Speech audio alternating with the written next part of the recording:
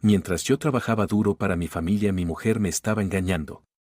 Me dirigí a la habitación de donde provenían los sonidos, y en cuanto miré dentro, vi a Cynthia bajándose del cabrón completamente desnuda.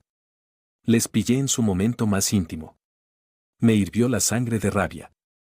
Mi ahora exmujer se fue a duchar y yo entré en la habitación. El cabrón no me vio, pero me oyó. Cynthia, nena, ¿has decidido volver para una segunda corrida tan pronto? Preguntó el cabrón. Sí, cabrón, ahora te enseñaré el segundo y el tercer asalto. Grité, cogí una botella de vino medio vacía y se la rompí en la cabeza al canalla. Entonces una aterrorizada Cynthia salió corriendo de la ducha. Y eso fue lo que pasó después. Pero no esperaba que el karma les destrozara la vida así. Historia completa en nuestro canal. All right, everyone's presentations are done. Nick, the manager, said as he tried to move the discussion forward. Excuse me, I haven't. I recently found out something. Nick interrupted me and began to speak. There's apparently someone in this department who didn't graduate high school and is just a part-timer. Meetings should be for employees only. Absolutely right. His lackey, Mike, of course, agreed with Nick. I'm leaving. After leaving the meeting room, I started to shut down my computer.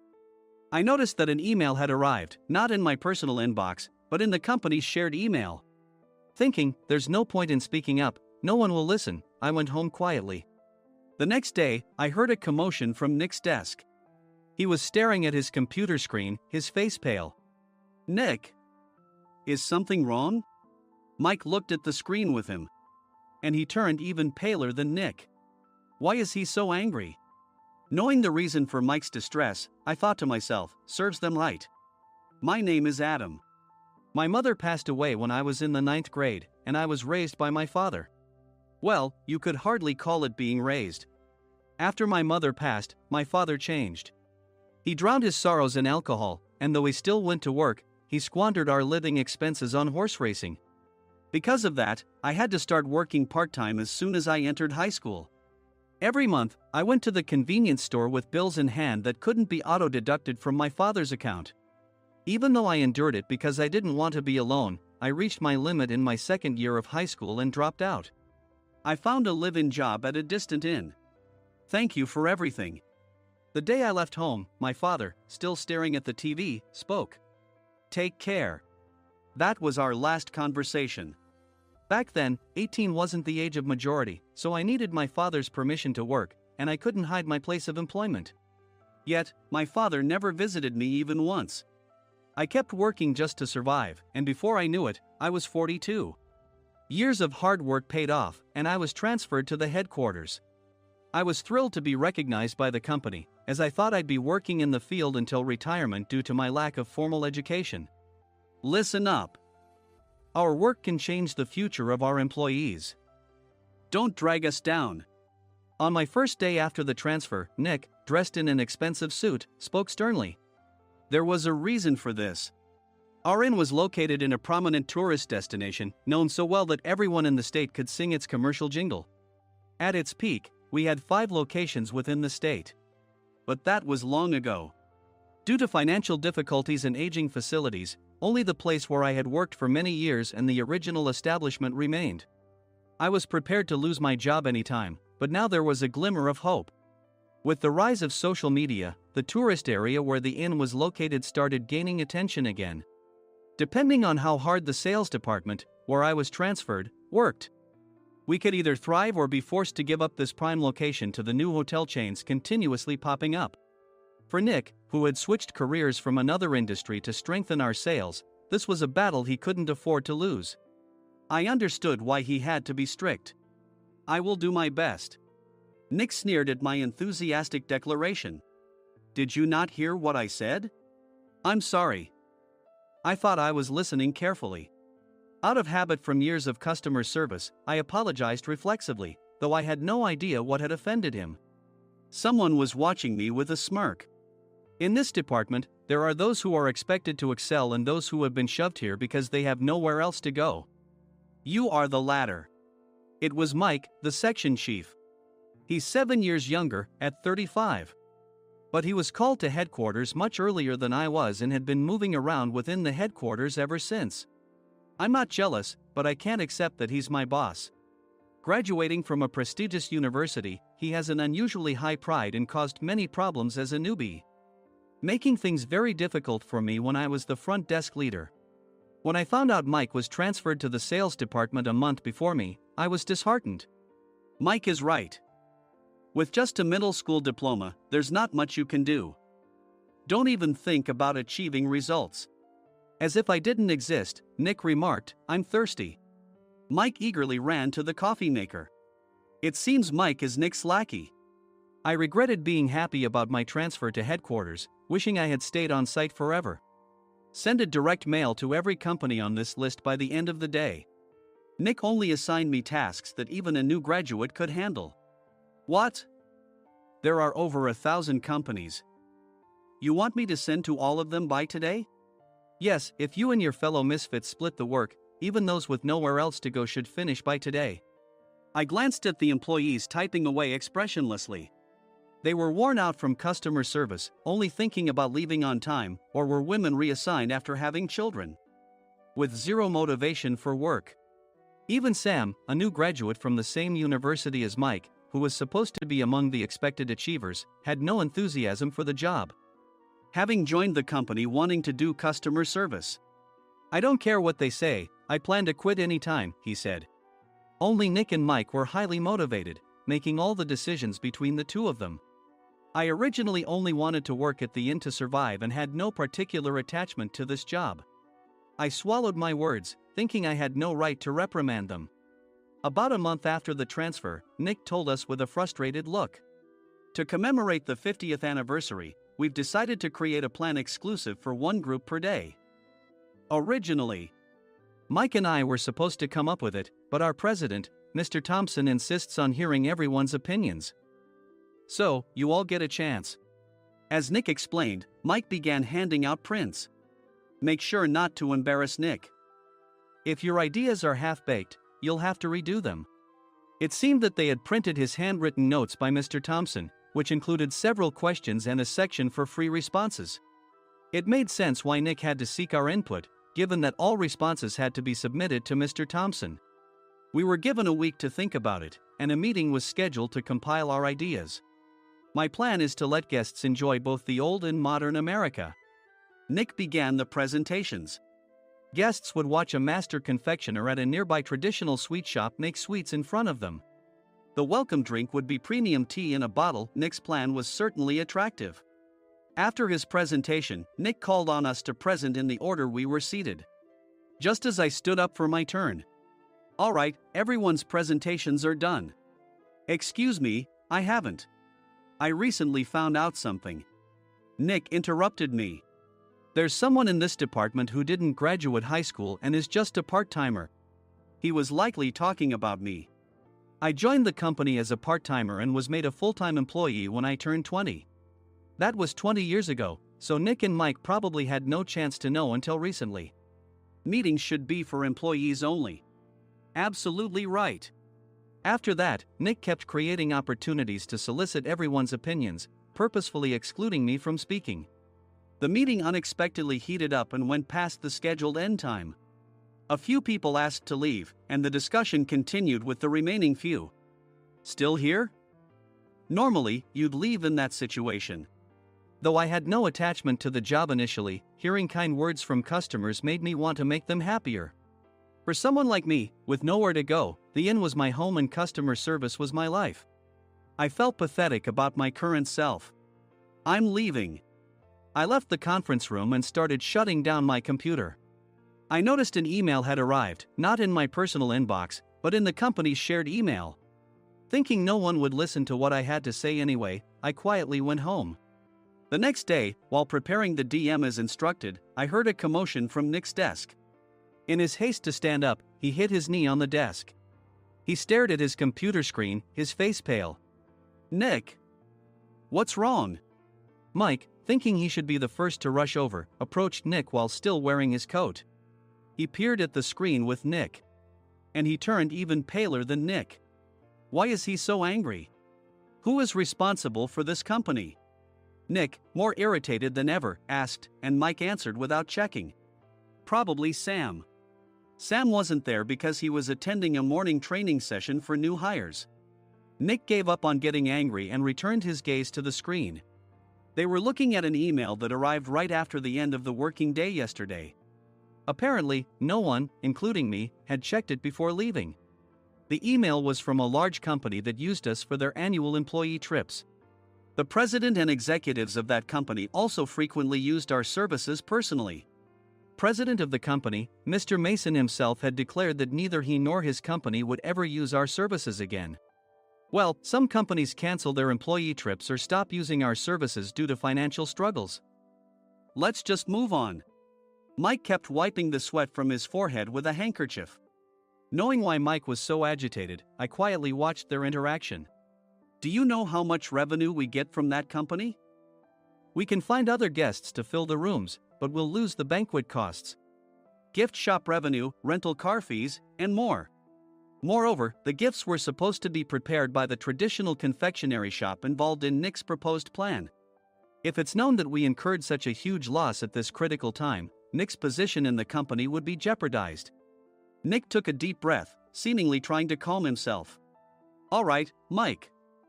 Go to New York right now and apologize to Mr. Mason. What? You're coming with me, right? I have urgent work to do.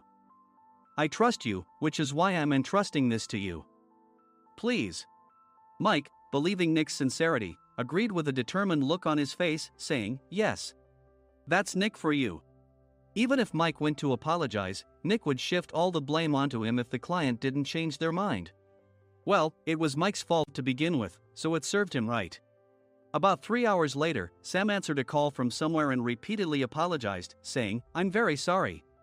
Everyone watched to see what was happening. After ending the call, he informed Nick with a weary tone. When Mike arrived at the client's company, he only made things worse, further infuriating Mr. Mason. He was demanding, get his boss here immediately. It was no wonder Sam was exhausted, dealing with such a call right after returning from training. What is that idiot doing? All right, Adam, you're coming with me. If sacrificing Mike didn't work, then I must be next. Normally, I'd want to refuse at all costs, but I saw an opportunity in this situation. If I can be of assistance, I'd be happy to join you. I obediently followed Nick, and we flew to New York. When we introduced ourselves at the reception, it became clear how serious the situation was, as the receptionist personally escorted us to the president's office. Angry voices leaked through the door, making both Nick and me uneasy. Excuse me. I'm Nick, the supervisor. I understand my subordinate has caused you trouble, and I deeply apologize. Nick, with his experience in the corporate world, knew enough to offer an apology before excuses. However, his customer service skills left much to be desired. I sighed as I saw Mike trembling like a small dog in the corner of the room. What kind of training are you giving your subordinates? Mr. Mason glared at Nick with a red face.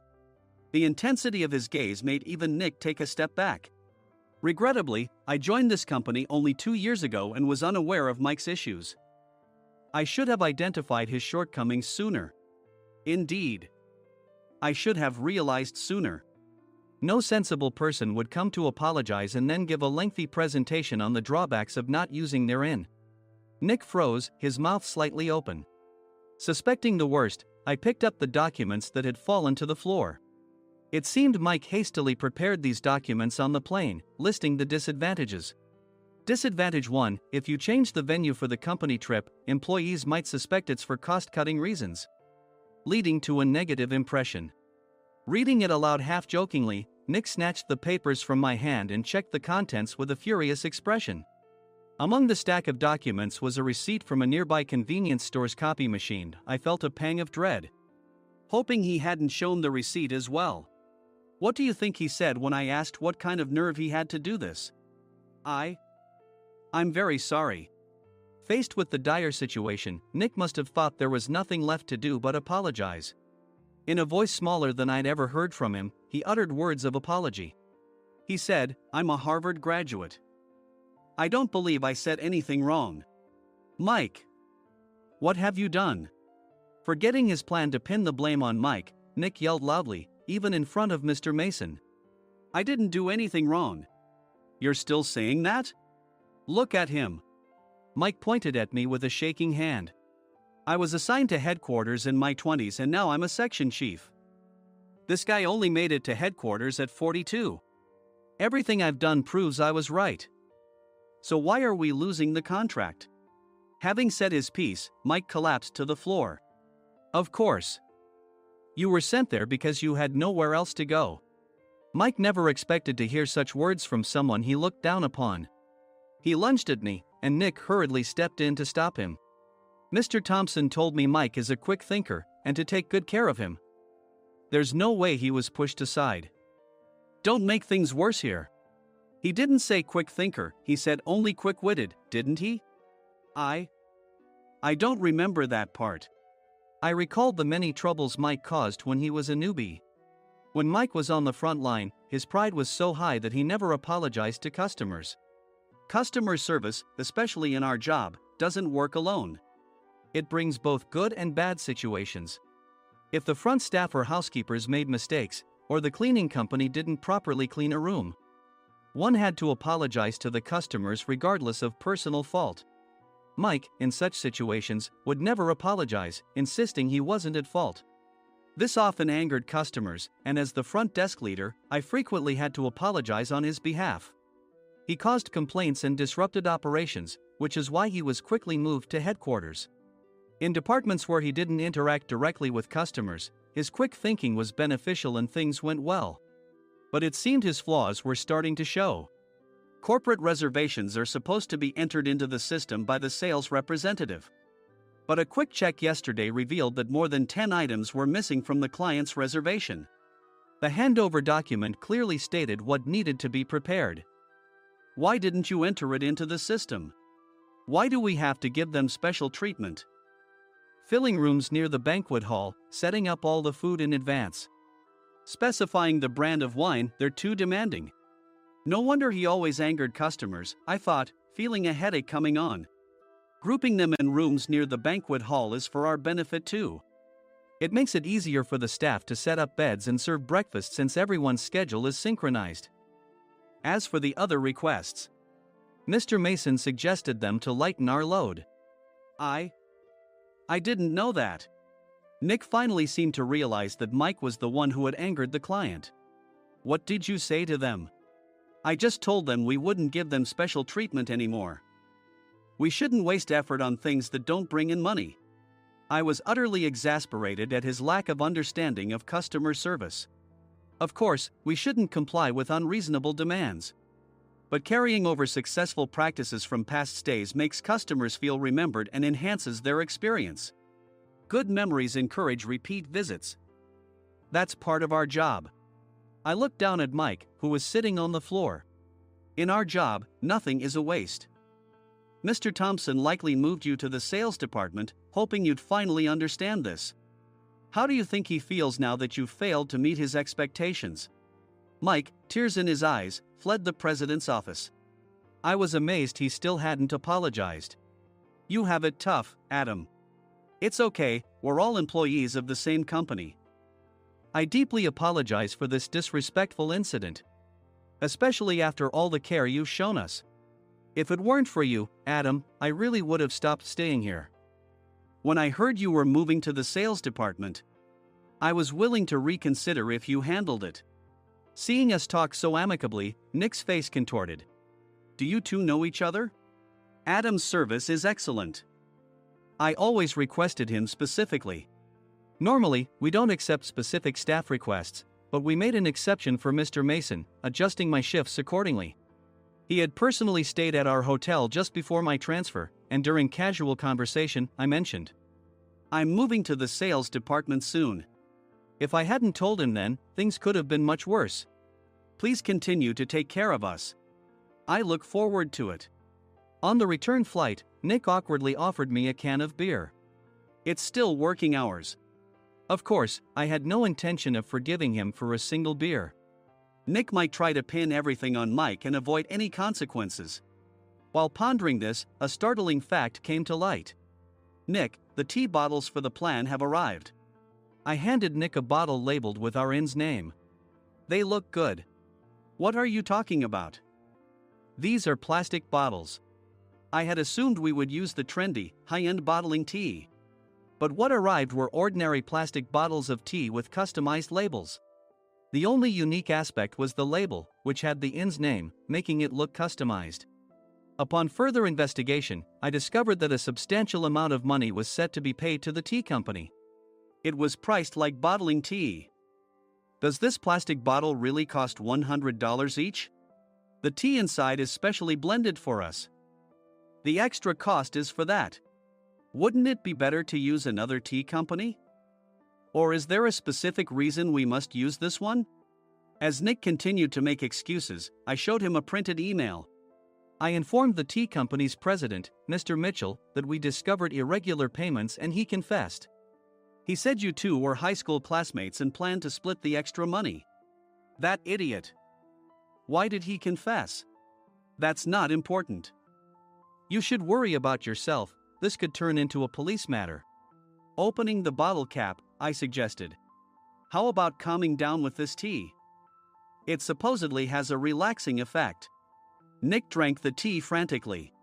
In the following days, decisions were made about their fates. Mike was reassigned to the General Affairs Department, with no chance of transfer or promotion, as per Mr. Thompson's orders. As for Nick, since the payment to the tea company hadn't yet been made, he narrowly avoided legal trouble.